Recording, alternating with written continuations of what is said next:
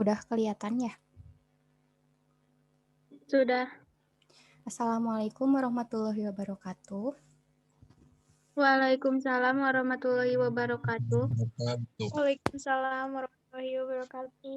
Terima kasih kepada Waalaikumsalam. teman-teman semuanya yang sudah menyempatkan waktunya saat ini untuk melaksanakan presentasi dengan materi sistem koloid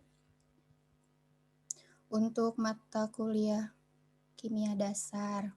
Untuk mengawalinya, untuk yang pertama mungkin untuk kelompok 2 dulu yang akan disampaikan oleh Sela apa Nita? Nita. Nita. Nita Oh dulu. ya, kalau gitu saya presentasikan. Untuk sistem koloid, ini yang pertama untuk pembahasannya kali ini yaitu mengenai pengertian sistem koloid, komponen penyusun koloid, dan jenis-jenis koloid, dan sifat-sifat koloid. Yang pertama untuk pengertian sistem koloid yaitu suatu bentuk campuran yang keadaannya terletak antara larutan dan suspensi atau campuran kasar. Ada 3 jenis campuran, digolongkan berdasarkan besar partikelnya, ada larutan, ada koloid, dan suspensi. Nah, untuk contoh koloid itu ada air gula, susu, dan air dicampur pasir. Nanti kita akan bahas mana yang termasuk larutan, koloid, dan suspensi. Yang pertama campuran air dan gula. Ketika air dan gula dicampurkan, maka gula akan larut dan membentuk larutan gula. Di dalam larutan gula, zat terlarut atau gula tersebar membentuk partikel yang sangat kecil, sehingga tidak dapat dibedakan lagi dari mediumnya atau bersifat homogen. Yang ketiga, tidak dapat disaring. Yang campuran pasir dan air, itu ketika pasir dan air dicampurkan, maka pasir tidak larut. Pasir dan air akan memisah dan campuran ini disebut suspensi. Suspensi bersifat heterogen dan dapat dipisahkan dengan penyaringan. Yang ketiga, campuran susu dan air. Ketika susu instan dicampur dengan air, ternyata susu akan larut, tetapi larutannya keruh. Jika didiamkan, campuran ini tidak memisah dan tidak dapat disaring. Secara makroskopis, campuran ini tampak homogen, tetapi campuran ini disebut koloid. Ini ada perbandingan sifat larutan, koloid, dan suspensi. Yang pertama, larutan atau dispersi molekuler.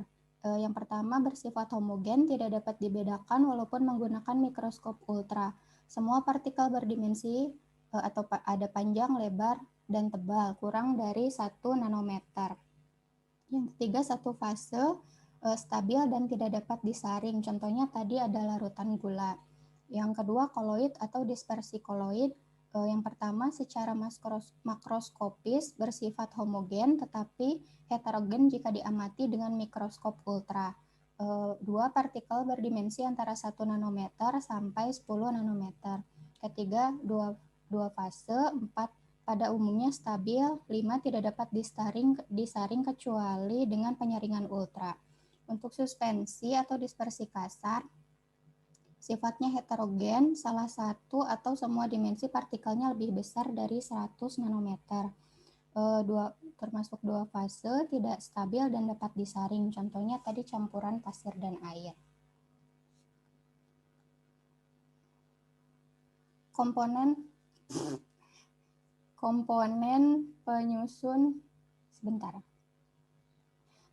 penyusun koloid terdiri dari fase terdispersi, fase pendispersi atau medium dispersi. Fase terdispersi itu bersifat kontinu atau terputus-putus. Contohnya pada campuran susu dengan air yang merupakan fase terdispersi. Fase pendispersi itu bersifat kontinu, contohnya pada campuran susu dengan air yang merupakan fase pendispersi adalah air. Ini ada jenis-jenis koloid. Ada aerosol, sol, emulsi, buih, dan gel.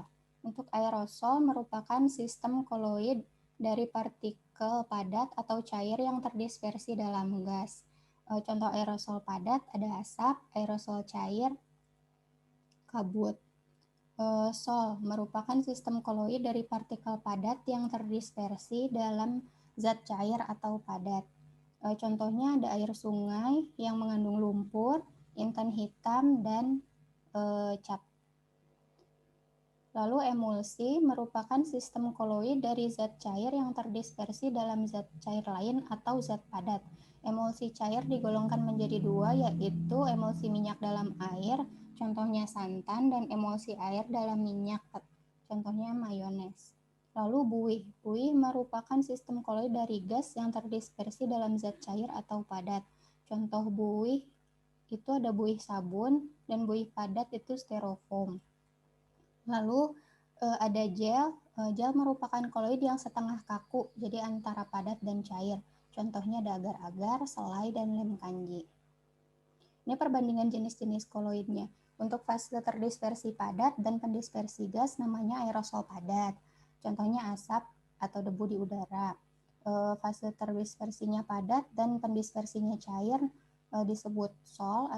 Contohnya sol emas, sol belerang, tinta, dan cat. Untuk fase terdispersi padat dan pendispersi padat disebut sol padat. Contohnya gelas berwarna dan intan hitam. Lalu fase terdispersi cair dan pendispersi gas disebut aerosol cair. Contohnya kabut dan awan. Lalu fase terdispersi cair, pendispersi cair disebut emulsi. Contohnya susu, santan, dan minyak ikan. Lalu fase terdispersi cair dan pendispersi padat disebut emulsi padat, contohnya jeli dan mutiara.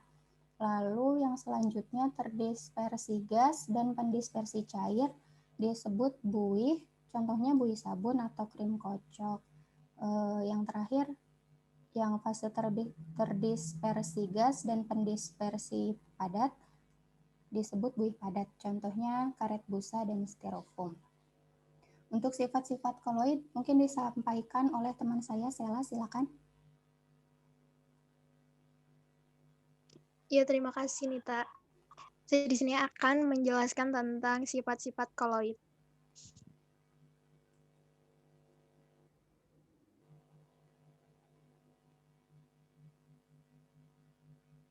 Efek Tridal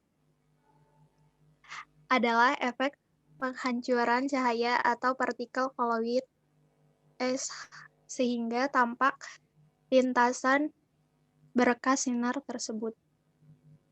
Seperti yang ada di gambar. Gerak Brown, gerak acak, gerak tidak beraturan dari partikel koloid yang menyebabkan koloid tetap stabil, homogen, dan tidak mengendap. Contohnya yang ada di gambar.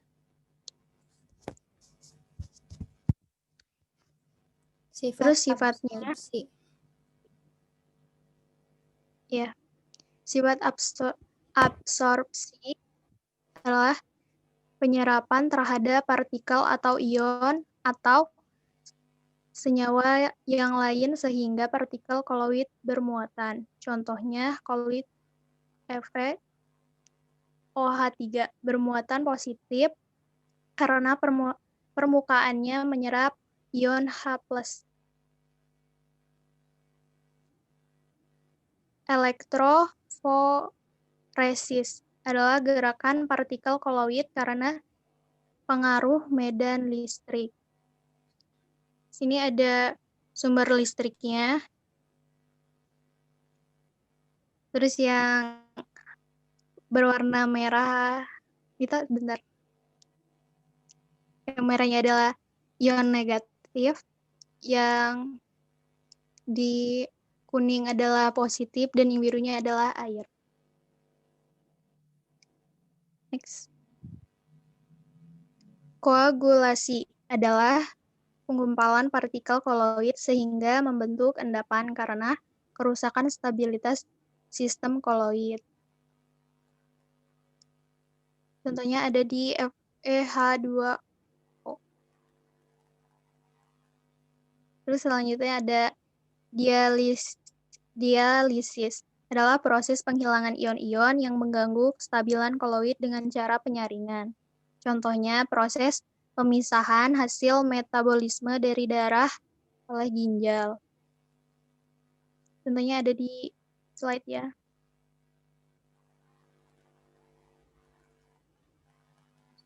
Koloid pelindung adalah suatu koloid yang ditambahkan pada koloid lain agar diperoleh koloid yang stabil, tapi tidak menyebabkan koagulasi karena melapisi partikel koloid sehingga melindungi muatan koloid. Contohnya, pada pembuatan es krim digunakan gelatin untuk mencegah pembentukan kristal besar atau besar es atau gula. Yang kedua,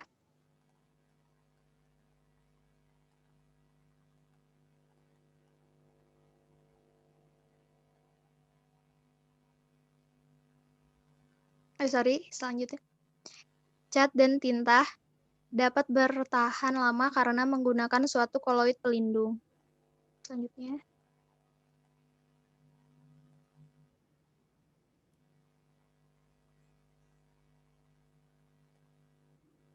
Next need.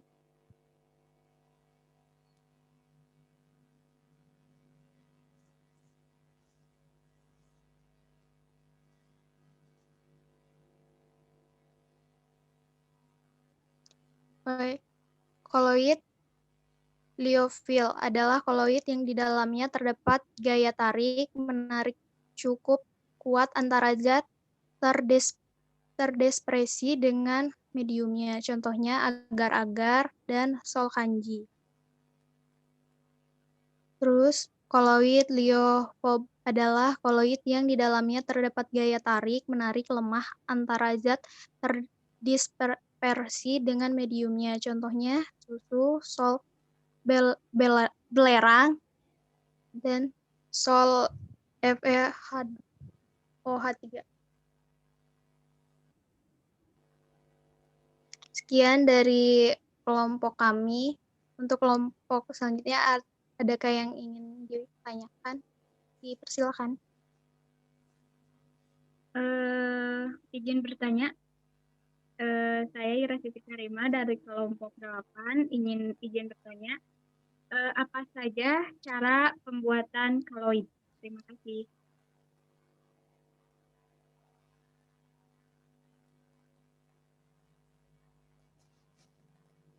Izin bertanya. Iya, silakan. Perkenalkan, nama saya Aditya Kuncoro, saya dari kelas D, kelompok 9. Jadi kan yang dijelaskan ada efek Tyndall. Pertanyaan saya, berikan contoh efek Tyndall dalam kehidupan sehari-hari. Sekian. Assalamualaikum warahmatullahi wabarakatuh. Waalaikumsalam. Waalaikumsalam.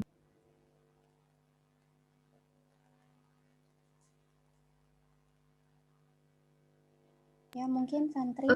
Assalamualaikum warahmatullahi wabarakatuh. Waalaikumsalam. Saya akan menjawab pertanyaan dari Ira. Dispersi adalah cara pembuatan koloid dengan menghaluskan partikel suspensi menjadi partikel berukuran koloid. Kondensasi. Kondensasi adalah cara pembuatan koloid dengan mengumpulkan partikel larutan menjadi partikel berukuran koloid. Kondensasi dapat dilakukan secara kimia dan fisika. Kondensasi secara kimia dilakukan melalui reaksi redoks, hidrolisis, substitusi, dan pengaraman. Sedangkan secara fisika, kondensasi dilakukan melalui proses pendinginan, penggantian pelarut, dan pengembunan uap. Terima kasih. Assalamualaikum warahmatullahi wabarakatuh.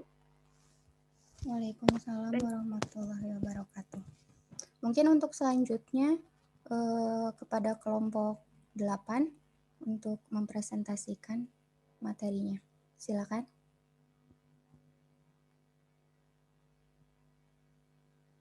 PPT-nya Dinita. Ya.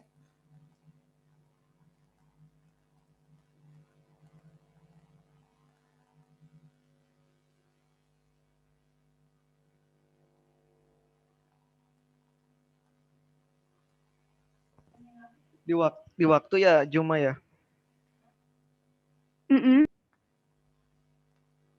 Iya, sok, mangga.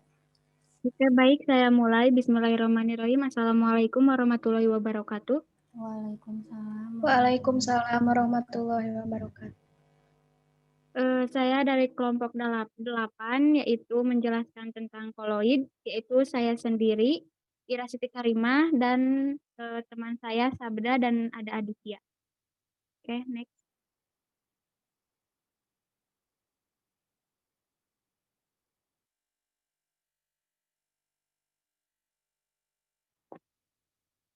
Kita masuk ke pengertian kaloid. Kaloid merupakan suatu bentuk campuran atau sistem dispersi dua zat atau lebih zat yang bersifat heterogen namun memiliki ukuran partikel terdispersi yang cukup besar 1 sampai 10.000 nm sehingga mengalami efek tindal. Suspensi ada 3 macam, yaitu larutan, koloid, dan suspensi. Bisa kita lihat perbedaan larutan, koloid, dan suspensi, yaitu larutan 1 fase, koloid 2 fase, dan suspensi 2 fase. Untuk larutan jernih, untuk koloid keruh, dan suspensi keruh.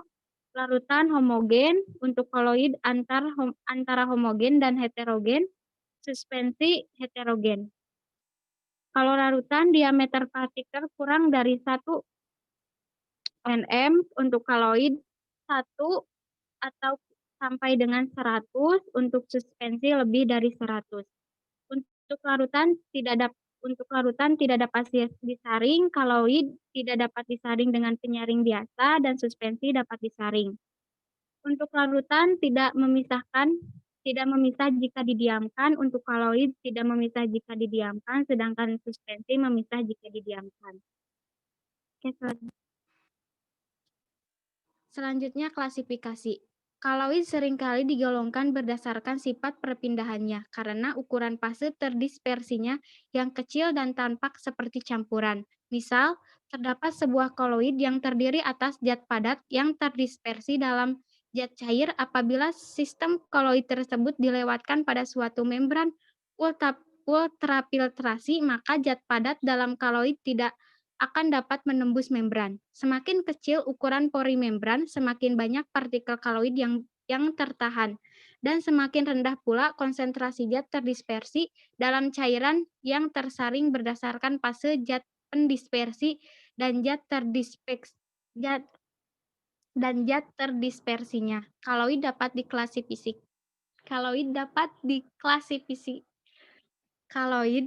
diklasifikasikan menjadi. Oke, lanjut. Nah, ini bisa kita lihat. Medium pendispersinya ada gas, cair, dan padat. Medium pendispersinya sama, ada gas, cair, dan padat. Untuk gas dengan gas tidak ada kaloid yang mengetahui, meskipun demikian helium dan xenium diketahui tidak dapat bercampur pada beberapa kondisi. Untuk gas dan cair contohnya aerosol cair contohnya kabut dan awan. Untuk gas dan padat yaitu aerosol padat contohnya asap dan debu di udara. Untuk cair dan gas yaitu ada buih contohnya whipped cream, alat pemadam kebakaran, dan beberapa jenis kosmetik. Untuk cair ada emulsi contohnya susu, krim, dan latex. Ada cair dan padat contohnya sol yaitu tinta, sol belerang, darah, dan lumpur. Untuk padat dan gas ada buih padat contohnya aerosol, batu apung, spons, dan marshmallow. Untuk padat dan cair ada gel atau emulsi padat contohnya agar, gel, lem, dan jelly. Untuk padat dan padat yaitu sol padat contohnya intan dan hitam. Masuk ke sifat-sifat kaloid, yaitu yang pertama ada efek tindal. Efek tindal adalah proses penghamburan cahaya oleh partikel kaloid. Partikel kaloid dan suspensi cukup besar untuk dapat menghamburkan sinar, sedangkan partikel-partikel larutan berukuran sangat kecil sehingga tidak dapat menghamburkan sinar. Efek tindal merupakan salah satu cara yang sederhana untuk mengetahui suatu dispersi itu merupakan kaloid atau bukan. Oke, kita lihat ini efek tindal untuk larutan. tidak dapat menghamburkan cahaya, contohnya larutan gula. Untuk koloid menghamburkan cahaya, contohnya air santan kelapa. Peristiwa penghamburan cahaya oleh partikel-partikel koloid disebut dengan efek Tyndall. Selanjutnya ada sifat kinetik, yaitu sifat kinetik ada 2, yaitu gerak ternal dan gerak akibat gaya gravitasi. Partikel koloid senantiasa bergerak terus-menerus dengan gerakan patah-patah atau zigzag, yang kemudian dikenal dengan gerak Brown. Gerak Brown ini pertama kali dikemukakan oleh Robert Brown pada waktu mempelajari gerak serbuk tepung sari di atas air. Gerak Brown terjadi sebagai akibat tumbukan yang tidak seimbang dari molekul-molekul medium terhadap partikel koloid. Mengapa gerak Brown dinyatakan dapat menstabilkan koloid? Karena efek Brown dapat menstabilkan partikel-partikel koloid bergerak terus-menerus menghasilkan gerakan yang dapat mengimbangi gravitasi sehingga koloid itu tidak akan mengendap.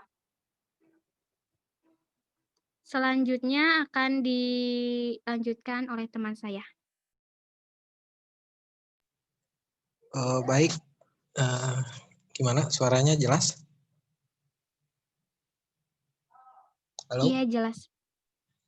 Ya, perkenalkan saya Sabda. Saya akan melanjutkan pembahasan yang telah disampaikan oleh rekan saya. Di sini partikel koloid dapat bergerak dalam medan listrik. Pergerakan inilah yang disebut elektroforesis. Partikel koloid mempunyai muatan di permukaannya disebabkan oleh pengionan atau penyerapan muatan. Sol hidrofilik seperti larutan protein, muatan diperoleh terutama karena ionisasi gugus karboksil COOH dan gugus amino NH3+. Pada pH tinggi, protein bermuatan negatif dan pada pH rendah, protein bermuatan positif.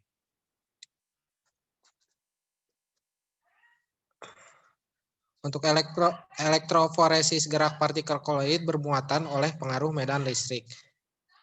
Elektroosmosis merupakan gerak partikel koloid bermuatan melalui membran semipermeabel oleh pengaruh medan listrik. Untuk potensi aliran, partikel koloid dipaksa bergerak melalui pori membran atau kebalikan dari elektroosmosis. Potensial sedimentasi merupakan partikel koloid yang bermuatan mengendap karena pengaruh perbedaan potensial. Selanjutnya ada adsorpsi, merupakan proses melekatnya suatu zat padat pada permukaan padatan atau cairan. Partikel koloid sendiri mudah mengadsorpsi warna. Untuk ukuran partikel koloid kecil, sehingga permukaan luas dan menyebabkan kemampuan adsorpsinya besar. Partikel koloid akan bermuatan listrik apabila partikel koloid menyerap ion yang bermuatan dan ion tersebut menempel pada permukaan koloid sehingga partikel koloid itu akan bermuatan. Di sini contohnya pada Sol FeOH3 mampu mengadsorpsi ion-ion H+ sehingga Sol FeOH3 bermuatan positif. Selanjutnya koagulasi. Koagulasi merupakan penggumpalan partikel koloid sehingga kestabilan sistem koloid menjadi hilang. Penyebab koagulasi pada sistem koloid antara lain karena pengaruh pemanasan, pendinginan, pencampuran elektrolit, elektroforesis yang berlangsung lama. Untuk koagulasi koloid karena penambahan elektrolit. Koloid yang bermuatan negatif akan menarik ion positif atau kation, sedangkan koloid yang bermuatan negatif. Nah, untuk yang bermuatan positif akan menarik ion negatif atau anion. Ion-ion tersebut akan membentuk selubung lapisan kedua. Apabila selubung lapisan kedua itu terlalu dekat, maka selubung itu akan menetralkan muatan koloid sehingga terjadi koagulasi. Semakin besar muatan ion, maka semakin kuat daya tariknya dengan partikel koloid, sehingga semakin cepat terjadinya koagulasi. Di sini ada contoh gambarnya juga ya. Dari gambar di atas memperlihatkan bahwa ion fosfat yang bermuatan 3-min tertarik lebih dekat daripada ion klorida yang bermuatan 1-min, walaupun konsentrasi ion fosfat itu lebih kecil. Baik, mungkin untuk selanjutnya akan disampaikan oleh rekan saya, Saudara Aditya Kuncoro. Dipersilahkan.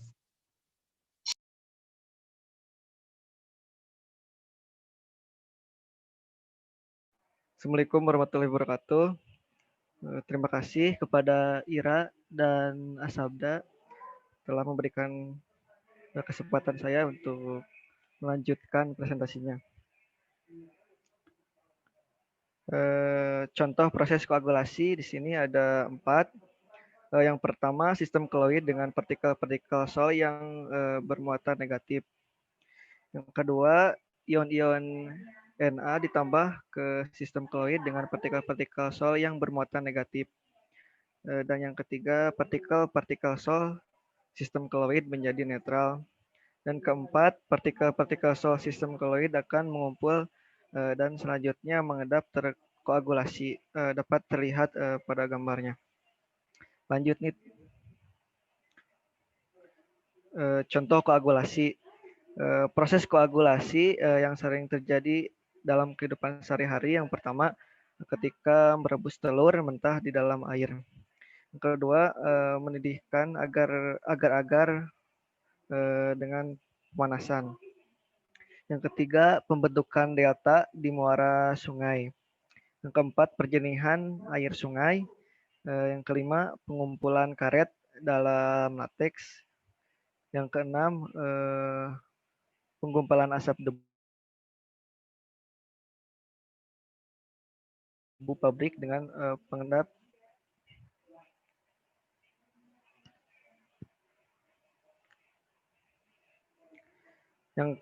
Di sini ada koloid pelindung. Koloid pelindung adalah sistem koloid yang ditambahkan pada koloid lain, sehingga dihasilkan koloid yang stabil. Koloid pelindung bekerja dengan cara membentuk lapisan di sekeliling partikel koloid yang dilindungi tidak menggumpal atau terpisah dari mediumnya. Misalnya pada pembuatan es krim, agar dihasilkan es krim yang lembut, perlu ditambahkan gelatin sebagai koloid pelindung. Koloid liofil dan liofob. Koloid yang medium pendispersinya cair dibedakan atas 2 jenis, yaitu koloid liofil dan koloid liofob. Koloid liofil adalah koloid yang mempunyai gaya tarik-menarik yang cukup besar antara zat terdispersi dengan mediumnya. Jika medium pendispersinya air disebut hidrofil atau suka air. Umumnya koloid liofil lebih kental dan lebih stabil dari koloid liofob karena fase terbesarnya dibungkus oleh mediumnya, sehingga terhindar dari pengelompokan koagulasi. Hal ini disebut dengan solvatasi atau hidratasi. Koloid liofil bersifat reversibel karena apabila terjadi pengumpulan atau pengendapan, pengendapan itu ditambah kembali koloid liofil. Yang kedua ada koloid liofob. Koloid liofob adalah koloid yang gaya tarik-menarik antara zat terdispersi dengan mediumnya tidak ada atau sangat lemah. Jika medium pendispersinya air disebut hidrofob. Koloid liofob akan stabil apabila mengadsorpsi suatu ion. Sini ada perbedaan antara koloid liofil dengan koloid liofob. Yang pertama, kita amati pada koloid liofob, liofil bersifat stabil. Yang kedua, gerak Brown atau efek Tyndall kurang jelas. Yang ketiga, umumnya dibuat dengan cara dispersi. Yang keempat, sifat koloid liofil stabil, juga dalam kekentalannya sangat tinggi. Yang keenam, fase terdispersi mengabsorpsi molekul. Yang ketujuh, tidak mudah digumpalkan oleh elektrolit. Dan pada koloid liofob bersifat kurang stabil dan pada gerakannya cukup jelas atau sangat jelas. Yang ketiga, umumnya dengan cara pembuatannya dengan cara kondensasi. Yang keempat, sifatnya kurang stabil. Untuk kekentalannya sangat rendah. Fase terdispersinya mengabsorpsi ion. Yang ketujuh, mudah digumpalkan oleh elektrolit.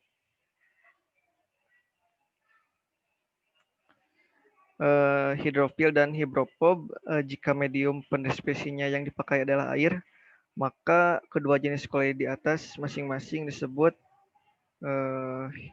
hidrofil.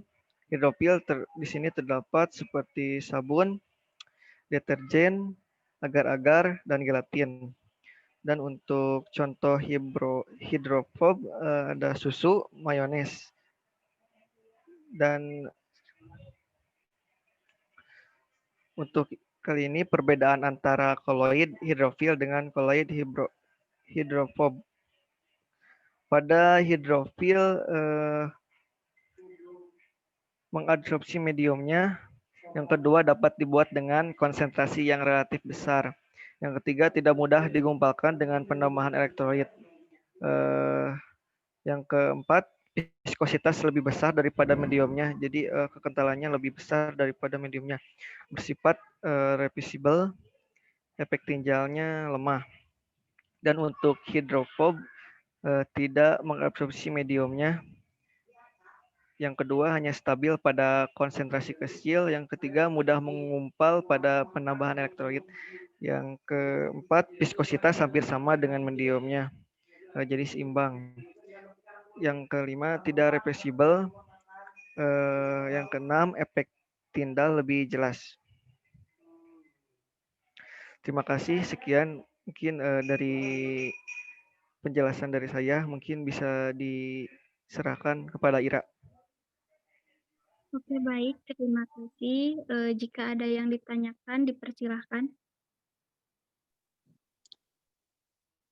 Izin bertanya, Sesela Aprilia dari kelompok 2. Oke, baik.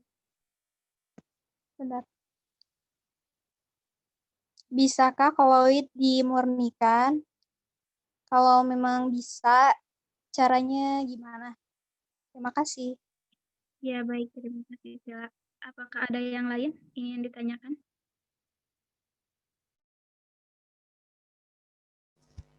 Izin bertanya. Ya, silakan. Saya Nita Herdianti dari kelompok 2 mau tanya, apa saja contoh penerapan sifat koloid untuk bidang kesehatan atau dalam pengobatan? Terima kasih. Ya, terima kasih. Mohon ditunggu jawabannya.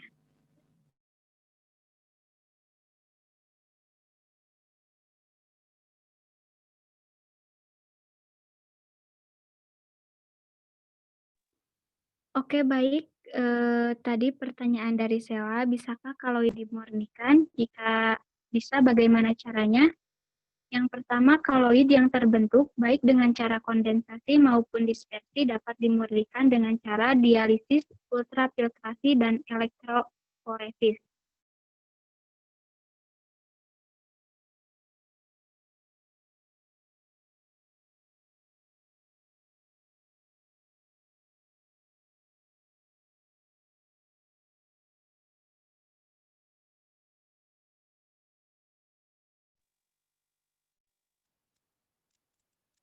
Oke, baik. Bisa saya ulangi?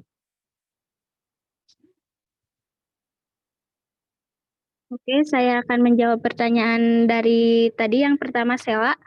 Bisakah koloid dimurnikan? Jika bisa, bagaimana caranya? Koloid yang terbentuk baik dengan cara kondensasi maupun dispersi dapat dimurnikan dengan cara dialisis, ultrafiltrasi, dan elektroforesis. Dapat diketahui yaitu dialisis adalah cara mengurangi ion-ion pengganggu dalam koloid menggunakan selaput semi-permeable Dan sedangkan ultrafiltrasi yaitu pada proses ultrafiltrasi, koloid dapat dipisahkan dengan menggunakan kertas saring yang berpori halus. Untuk memperkecil pori, kertas saring dicelupkan ke dalam koloidon, misalnya selafon. Untuk elektroforesis adalah peristiwa pergerakan partikel koloid dalam medan listrik. Yang kedua, tadi pertanyaan dari Nita, apa saja contoh penerapan sifat koloid dalam bidang pengobatan atau kesehatan? Yaitu pengobatan diare dengan norit menggunakan sifat koloid absorpsi, yaitu penyerapan partikel atau ion molekul pada permukaan koloid. Proses cuci darah menggunakan sifat koloid dialisis, yaitu pemurnian koloid dari partikel-partikel atau ion molekul pengotor yang dapat mengganggu kestabilan koloid. Oke, sekian jawaban saya. Apakah kurang puas? Sudah, Ira. Terima kasih. Cukup, Ira. Ya, baik, terima kasih.